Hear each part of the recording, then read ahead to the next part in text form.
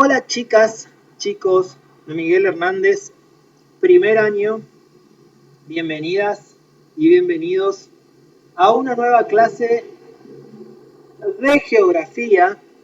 Vamos a continuar con la composición de nuestro planeta, de la Tierra, por dentro. ¿Sí? Como vimos la clase anterior, la Tierra está compuesta por distintas capas. La parte más superficial es la corteza, que puede ser corteza oceánica o corteza continental.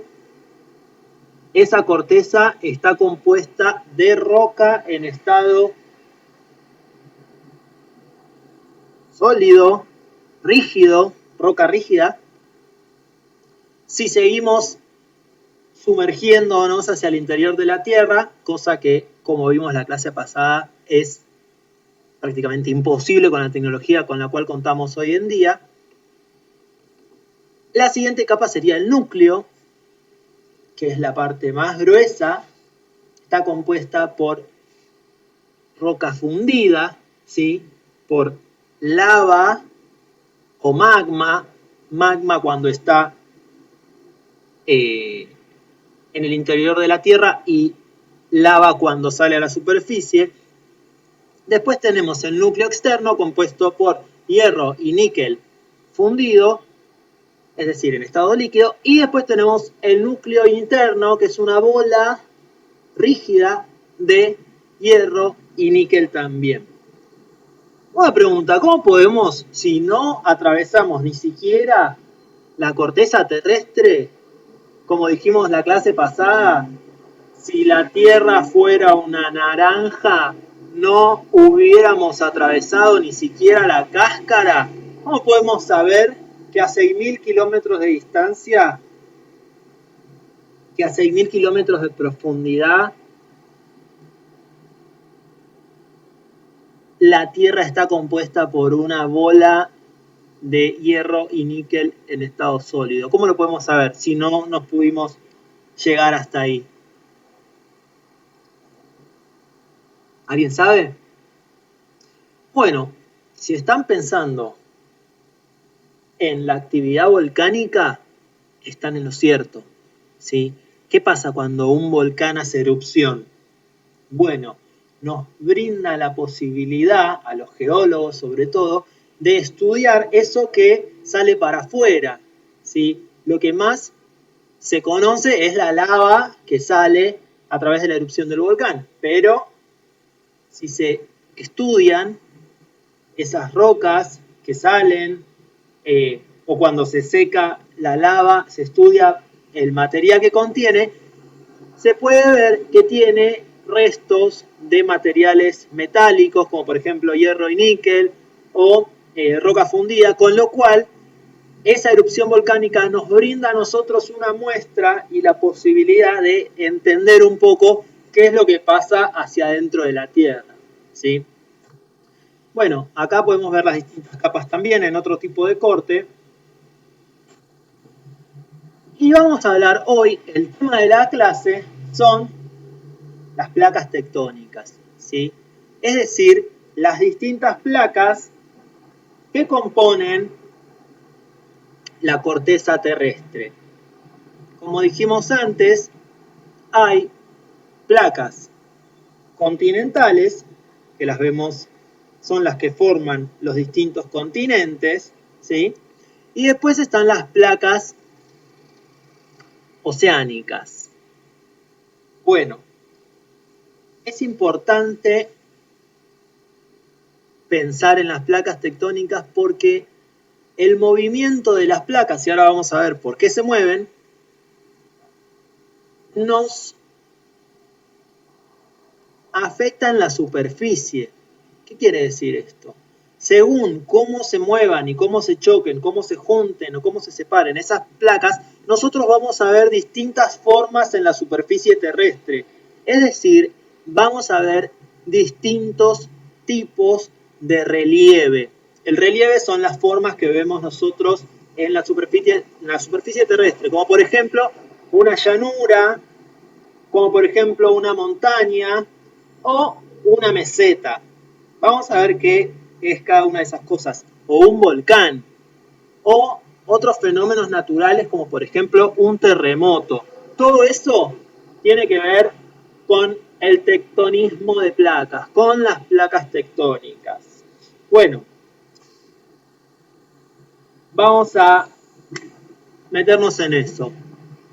Estas placas, ven que tienen como estas líneas, ¿sí? Eso significa que ahí está, empieza una placa y termina la otra, ¿sí? Es decir, que todas las placas tectónicas están como fraccionadas. No hay una gran placa que forma la corteza terrestre, ¿sí? Hay distintas placas fraccionadas. ¿Por qué están fraccionadas? ¿Por qué se rompen? ¿Por qué empieza y por qué termina una placa? Bueno, porque el material que hay por debajo es roca fundida, es roca en una temperatura altísima, con lo cual eso hace que la parte de arriba se fraccione, se quiebre, ¿sí? Ese movimiento que genera la gran temperatura de la roca que está por dentro hace que la roca que está por fuera se empiece a quebrar. Y eso forma las distintas placas tectónicas. Y después, lo importante es pensar cómo se juntan o se separan las distintas placas, ¿sí? Cuando las placas, miren, acá lo vemos con estas flechitas. Por ejemplo, la placa sudamericana tiene la flecha que va para allá y la placa de Nazca tiene la flecha que va para allá. O sea que una placa va para acá y otra placa va para allá. Ese tipo de unión de placas se llama unión de placas convergente, ¿sí? Es decir, que las placas se chocan. Y cuando las placas se chocan, lo que sucede es que nosotros vemos en la superficie montañas. ¿Por qué se forman las montañas? Bueno, porque las placas se juntan de forma convergente. Vamos a explicarlo. Esta placa hace fuerza para allá, esta placa hace fuerza para allá. Se chocan entre sí y eso genera un pliegue en la corteza terrestre. Y ese pliegue empieza a elevarse y eso es lo que vemos nosotros como una montaña, porque hay mucha presión, ¿sí? Esto es un proceso que se da durante millones de años, ¿sí? Y vamos a otra forma de relieve que son las mesetas. Las mesetas son como un terreno elevado, como una montaña, pero en vez de ser así, es así. Por ejemplo, en el altiplano boliviano tenemos una meseta, ¿sí? Un lugar de mucha altura, pero arriba es chato, no es así, ¿sí? Bueno, otra cosa que todavía no dije es, esta zona de unión de placas convergente está en la cordillera de los Andes, uno de los cordones montañosos más largos del mundo. Bueno, tiene que ver con esa unión de placas, ¿sí? Les hago una pregunta. Tenemos una montaña y una meseta. La montaña es más alta y los picos son más puntiagudos. Y la meseta es más chata. Puede ser alta también, pero la parte de arriba es más chata. ¿Ustedes saben cuál de las dos, si las mesetas o las montañas son más jóvenes o más antiguas? ¿Cuál es más antigua? ¿Una montaña bien alta o una meseta? Bueno, lo vamos a ver más en profundidad en la clase que viene. Pero les digo, las montañas más altas del mundo son las montañas más jóvenes del mundo. ¿Por qué? Porque después les voy a explicar que la montaña, si bien cuando nace es así, con el tiempo, por el viento, por los cambios de temperatura, va erosionándose, se va gastando y se va haciendo como menos puntiaguda y más chata, ¿sí? Por lo tanto, las mesetas son más antiguas que las montañas porque sufrieron por mucho más tiempo de la erosión. Bien, otro tipo de unión de placas. Unión de placas divergente. Es decir, lo que vemos, por ejemplo, acá. La placa sudamericana con la placa africana, que son placas en la unión, son placas oceánicas, se separan. Una va para allá y la otra va para allá. Se largó a llover, tengo que cerrar la ventana, perdón.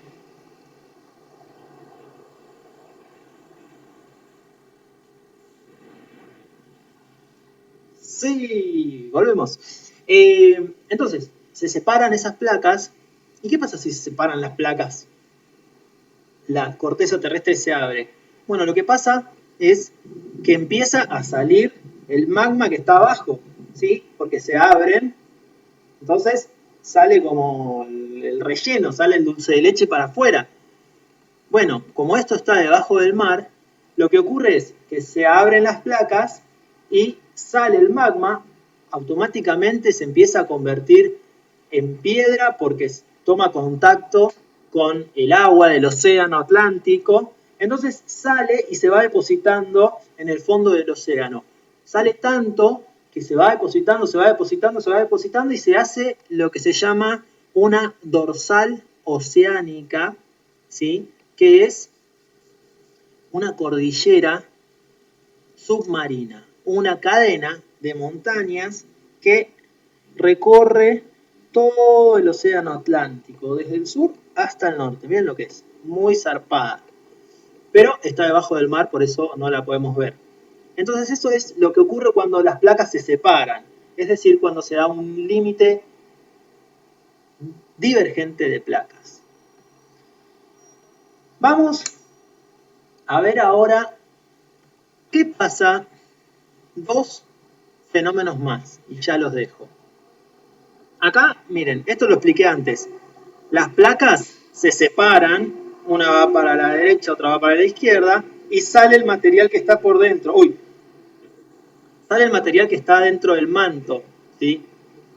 Se va depositando en el fondo del océano y se genera una dorsal oceánica o una cordillera submarina. Vamos a ver otro fenómeno. Este fenómeno, esto sería el océano, ¿sí? ¿Se entiende, chicos y chicas? Vamos a ver otro fenómeno. Acá tenemos una placa oceánica, ¿sí? Que hace fuerza para ese lado.